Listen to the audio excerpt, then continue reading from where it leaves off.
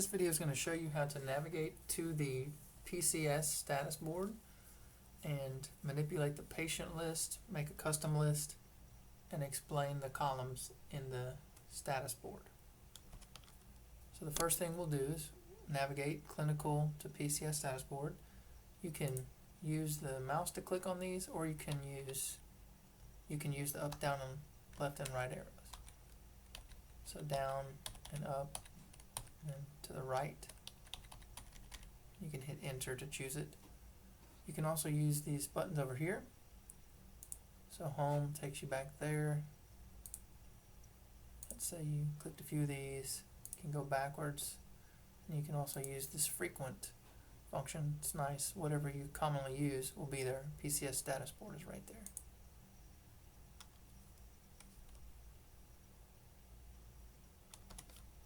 And we'll want to choose the med-surg option. Notice there's several lists.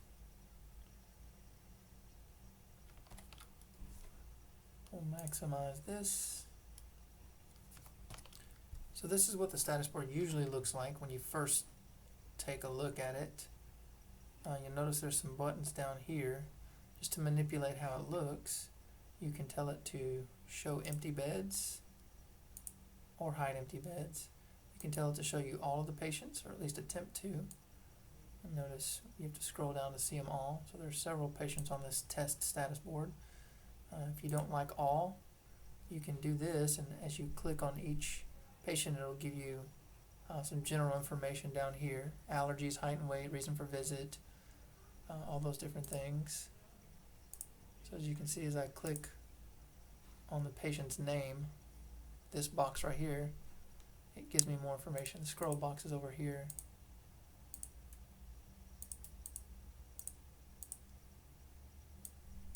I prefer kind of all, and the plus or minus buttons. Notice that, let's say this Mike patient, we have 1, 2, 3, 4, 5 lines of information. If I click minus, now I see 4.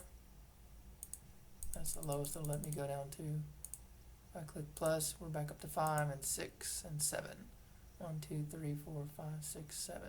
So that increases on the information for the interventions that are due. So I like it kind of slim. And of course, some people, they don't want to see all these patients. They just want to see the patients that are theirs. So we can use this add to my list function right here. So what you'll do is you'll choose the patient that's yours and then click add to my list. It actually added it to your list even though it doesn't look like it did anything. So then again, you have to do that same process for each patient.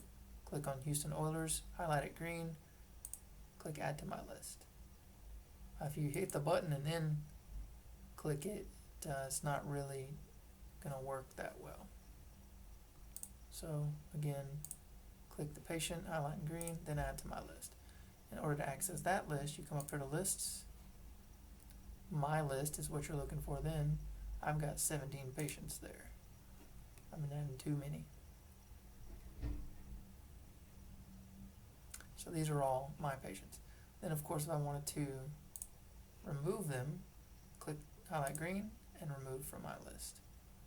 Or you can edit my list and then remove all, remove an individual.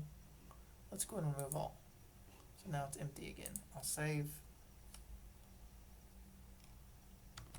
So my list is totally blank. So of course I have to go back to lists, choose med-surg again, and then build my list. I just want maybe 3 or 4. I'll choose the Cowboys, Mike, I'll take the Oilers, and I'll take this training patient. So if I go back to lists, my list, 4 patients, 4 beds. There we have it. So I'm going to change really quickly back to the regular med-surg list, just for training.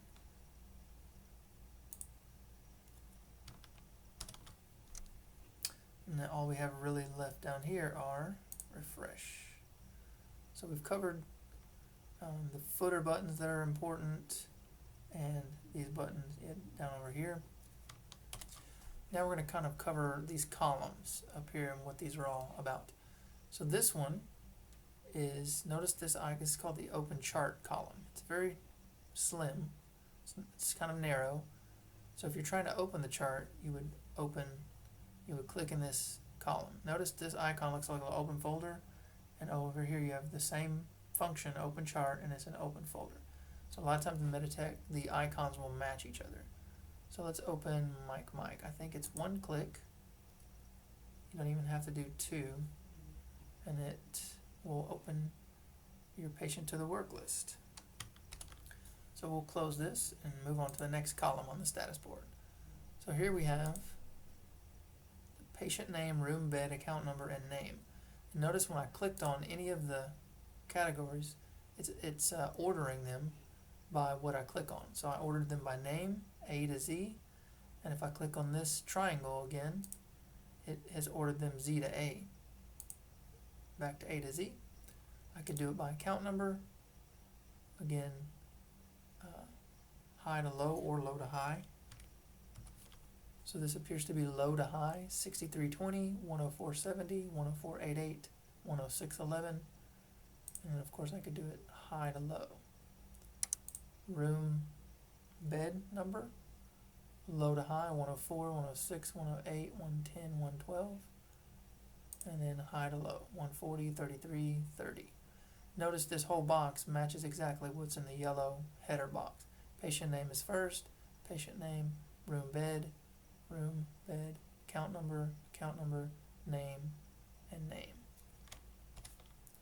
So those are all the ways you can sort it. A to Z, Z to A, low to high.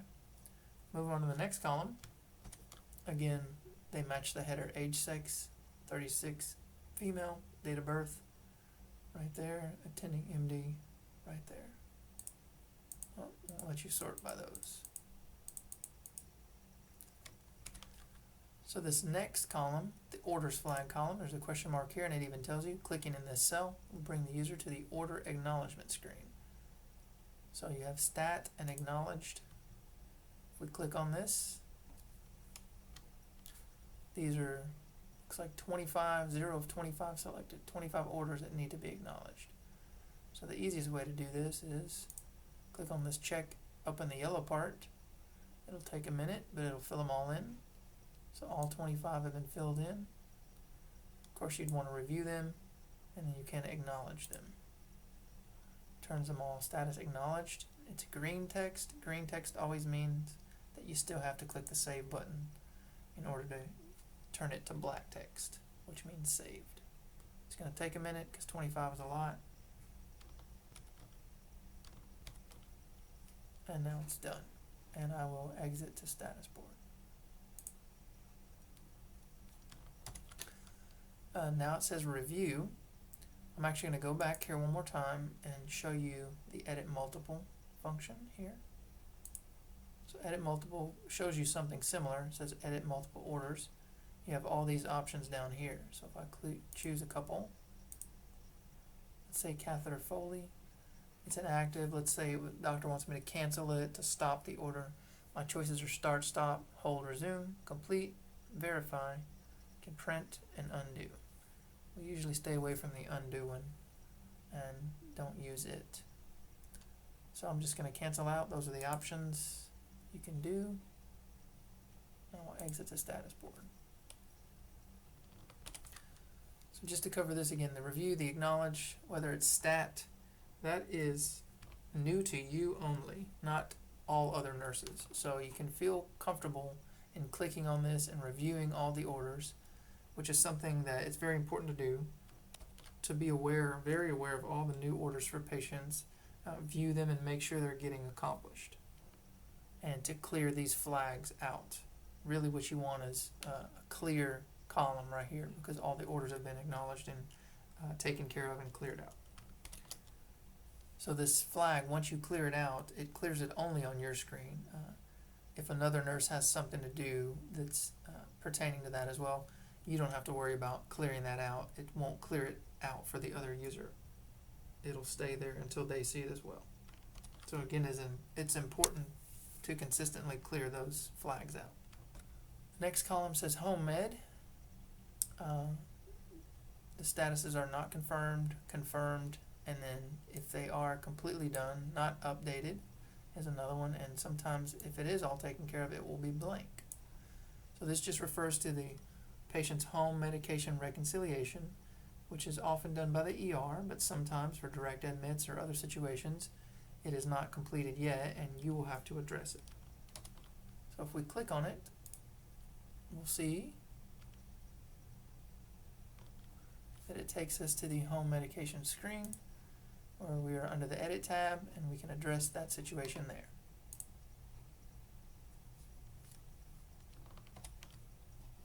I'm going to go back to the status board now. Somehow it took me to the summary screen, but we want to be back on the status board. And we will go to the next column, next intervention due, and we'll click on the question mark. This cell will display the upcoming scheduled interventions for this patient. By clicking on the cell, you'll see and be able to select specific occurrences for documentation.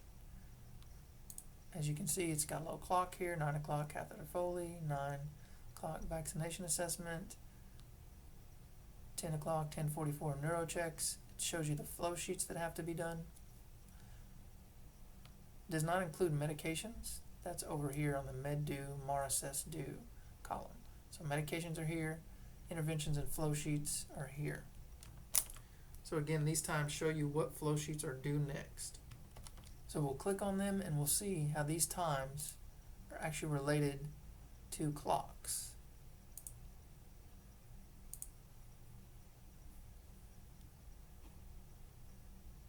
On the work list. So these clocks right here, 9, 9, 10, 10:44, are the same exact as the times on the status board. So those 4 I had clicked in order to get here are already checked for me, and I could put document, and it would bring me to the documentation screen for those 4 flow sheets at once. Notice there's catheter Foley, vaccination assessment, catheter Foley discontinued, neuro checks PRN, and I would be able to go down and document. Actual documenting of the flow sheets is going to be covered in some later videos. So for now, I'll just click back out and we'll get back to the status board. So the next column is med due. Notice there's a med due column here and a med due MAR assess due. These are basically duplicates, and you will only see the med due column here in the live status board. So you can ignore this column. This is just extra. So med due, pretty straightforward. Shows you your time and your medication name and what's coming due next, so you can stay on top of the medications that need to be given.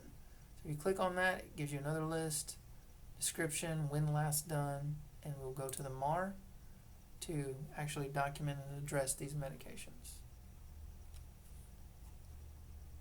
Open this up a little bigger, and there we have it. This is where we would document the medications that we're giving and scan the meds. That whole process, again, will be covered in some later videos about how specifically to do that.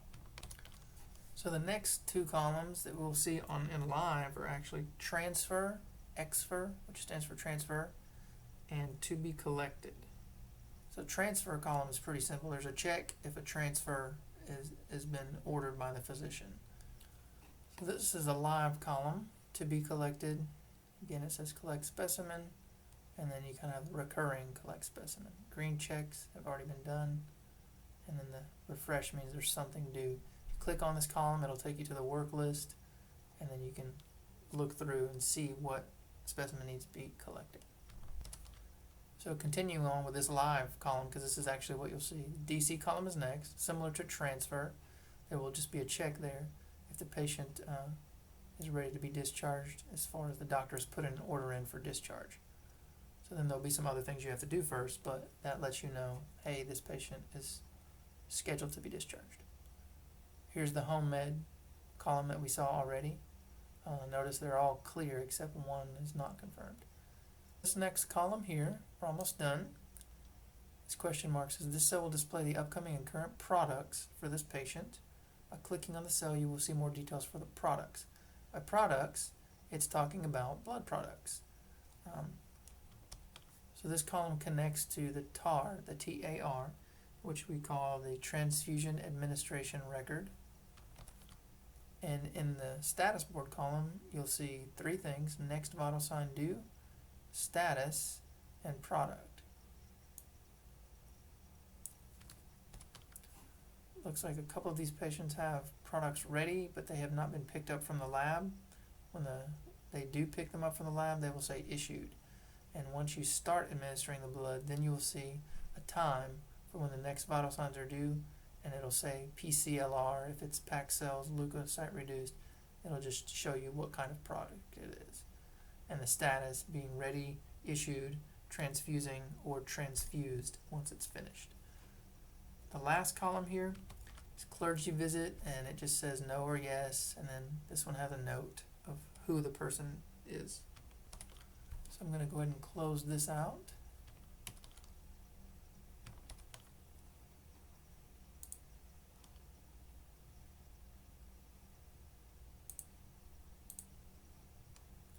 And then we're back to the test status board. And as you can see, it's similar, but not exactly the same. So as you practice and click around, know that the practice you're getting is close to what you'll see, just not exactly perfectly the same. And that does it for the overview of the PCS status board.